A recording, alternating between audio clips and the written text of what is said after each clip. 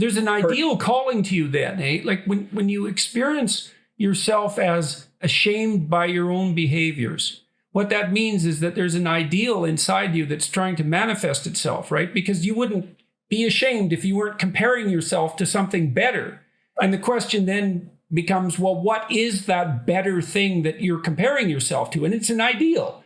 And then the question becomes, well, what is the ideal? You know, and that's the sort of fleshing out what that ideal is that's the function of religious thinking. And so that's why I was interested in your comment about agnosticism. You know, in Revelation, in the book of Revelation, Christ comes back as a judge. Even though he's a figure of mercy, let's say, he comes back as a judge. And the reason for that, this is from Carl Jung, the reason for that is that any ideal is a judge. And so if you posit the highest ideal, then you put yourself in a position where you're judged. And that's when your conscience tortures you. Yep.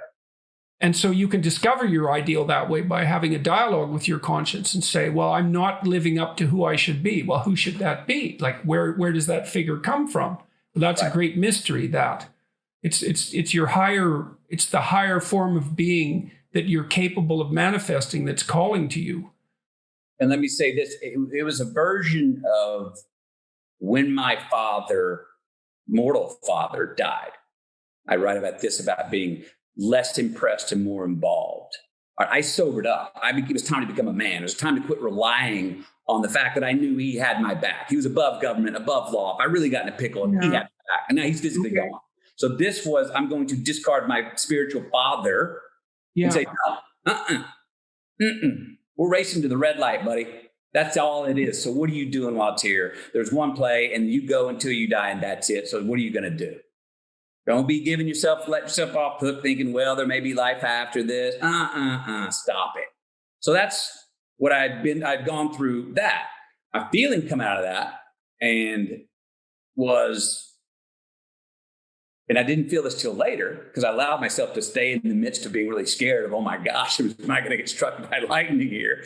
Was that my God was going, thank you.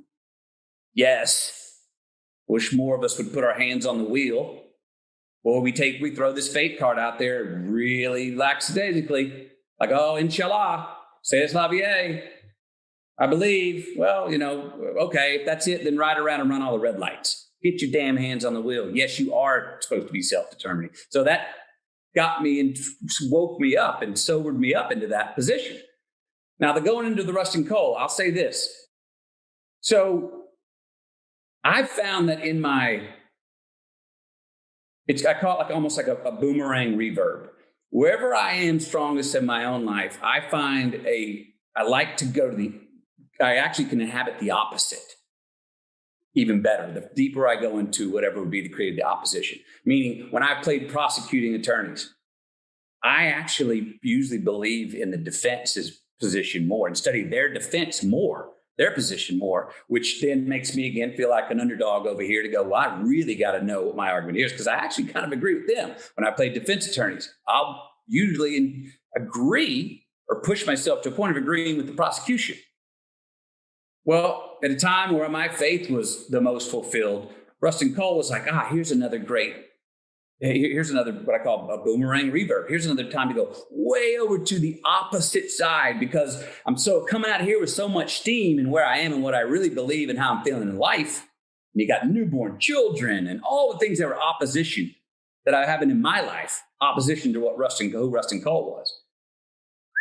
That was, I don't know why that is, but I look back and I have had a consistency of that, of wherever I am in my life. Sometimes I'll lay in and go play a character that I'm calling, but I'm also feeling like I'm drawing something. Well, now that you're so secure here, let's test it. Let's go all the way to the other side, because over there, here's what I'm saying, because I feel so strong in the position, say at that time with my faith, now I have the strength to go inhabit somebody over there that is on the opposite side, and not have to keep my eyes open to make sure the door's open. I can trust that the door can be shut and I'll still be there when I'm done with this. It's still happening. You don't have to see it, because I don't want to see it. If I'm peeking over there going, hey, are we okay, God? Are we okay with what I'm saying and doing here? No. Well, now I'm half-assing it. Now I'm not really inhabiting the part. I'm playing Rustin Cole, going, I believe everything he says. I actually thought Rustin Cole was hilarious, which you probably would now understand by I've laughed at 2 comments that from things that you said about the other people that spoke like Rustin Cole. Yeah, well, things can be dark enough so that the immediate response to them can be laughter. Yeah. So that may help explain what you're asking, but I don't know why that is. I don't know why that is for me. It's not a straightforward thing to sort out.